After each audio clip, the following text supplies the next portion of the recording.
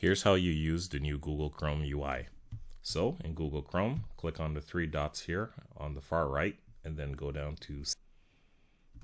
After you click on settings at the bottom on the far left hand side, go ahead and click on About Chrome and just make sure that your Google Chrome is all up to date.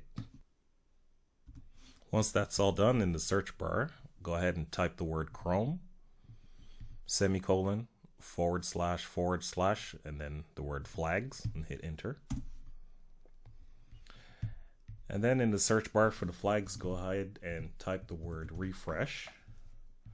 So you'll see these two options here, one that says Chrome Refresh 2023 and Chrome Web UI Refresh 2023.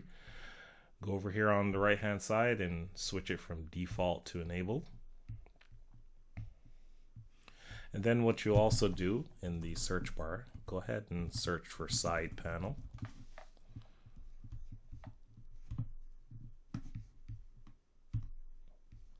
And in the for this option here, customize Chrome side panel, go ahead and click on enable.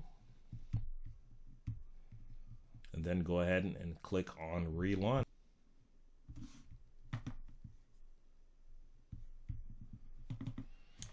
Now you see here, you got the new